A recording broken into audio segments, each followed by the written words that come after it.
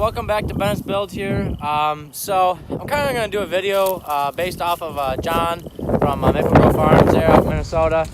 He did a field check the other day, from the rain stuff. We've had rain for the last 3 days here, 3 or 4 days anyways. It's been raining almost on and off all day long, even into the night some. So we probably had a good probably 1.5 inches, 2 inches of rain. And I'm standing out here with my cornfields anyways. I apologize for the wind. It's a little windy today. So I'm kind of looking at this field, part of the field here.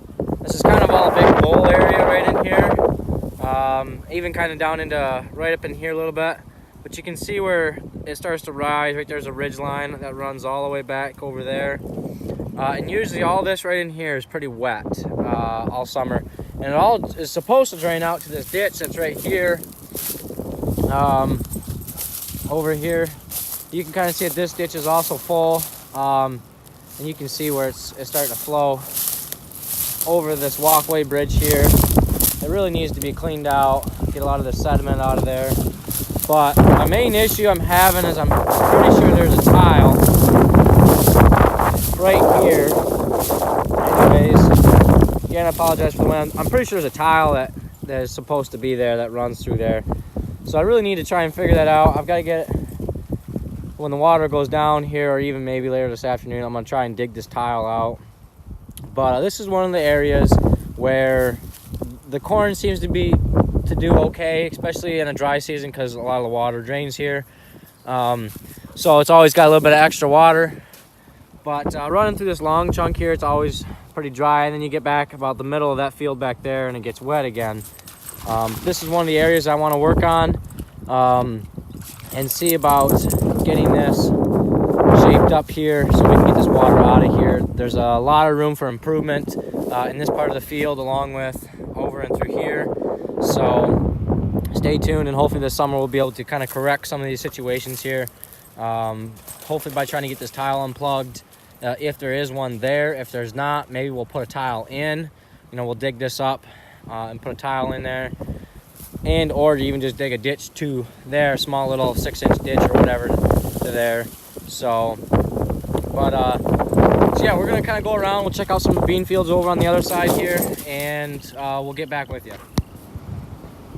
So this is another area that I want to try and work on. I'm not 100% sure what I want to do here, but you can see since the water's high in the ditch there, it's flooding back into the field and it's running right down the middle here, kind of up over there. So this is just another situation where we got wet soils here usually all spring. It doesn't really dry out unless it's a dry spring. But you can see where either I need to build this up and put a big bank right in here so this water stops flooding into here, and put a tile underneath here so it does drain out. But then if I just put a tile in, the tile would just then run water back to it, unless I put it at a slope to where the water essentially wouldn't be able to get in there. Sadie always enjoys the water. She's trying to chew on that grapevine there. But so yeah, I'm not 100% sure where this water drains. It runs down that way, so I'm not sure if it actually goes out towards the road there, or if it ends up, there's no ditch that runs through here, so I guess the only way it can go is that way. I would cross over. That's one of the bean fields there. It looks pretty decent as far as dry wetness factor. Obviously the soil is going to be damp. It did just rain, but there's no standing water out there. It's a pretty good field, a little sandy over there. One of my goals this spring is to trim that tree line right there. All them branches overhang out in the field about 20-25 feet, and I'm losing probably, I'm going to come down to probably, I don't know, a quarter of an acre. So I mean, it's not a lot, but there's enough there that you could be farming it. So I'm gonna try and trim that up, but my main goal is to get this water problem solved. And I know John was talking about the fact that your no-till, so this is all no-till ground, and being able to walk on top or even drive his quad on top of this no-till ground here and not cutting any tracks versus conventional till where you're always cutting in. I walked over to my farm, which is conventional till, and I was just walking in, I was sinking in the mud 3-4 inches. Over here on this conventional ground, I've got a lot of trash litter, especially this year. There's probably not as much as last year because we didn't stock chop this. But definitely wherever the water isn't standing, which you can see we have an awful lot of it. You can see it's backed all the way up to here.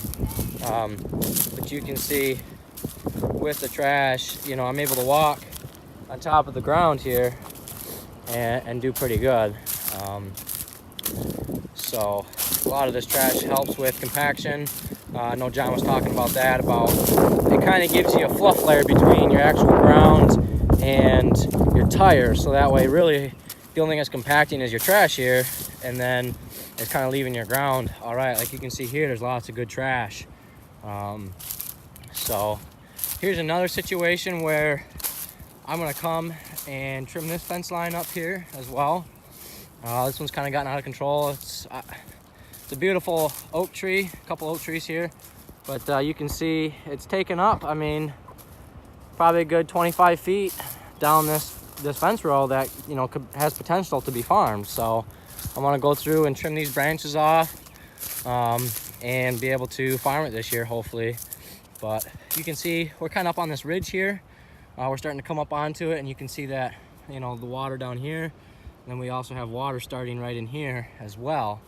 And this is kind of rolling up here a little bit. We'll keep walking, and then we start to go back downhill over here on the other side, like up into here by that big tree there. But that doesn't get too wet usually until you get farther down this headland here. But and we're kind of protected back here between all the pines here and these big fence rows. Those are all big cottonwoods there, so it sucks up quite a bit of the water, but not enough to really get rid of it like I'd like it to.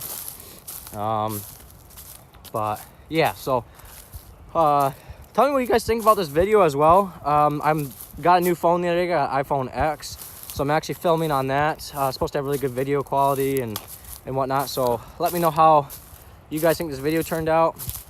We'll get over here to the bean fields here, and we'll check them out as well. So stay tuned, guys. Okay, guys, so we're kind of down here in this other cornfield here, and this is where I've got another issue with water standing and nowhere to really take this water. We got a nice alfalfa field right here. This is the neighbor's property, and then you can kind of see there's a little ridge right here in front of me, and then it runs back that way, and there's a ridge right here, kind of, and there's also a ridge right along my finger there that runs back this way. So all the water drains kind of down to here, and we'll walk up to the edge of this woods here, and you can see where all the water is sitting.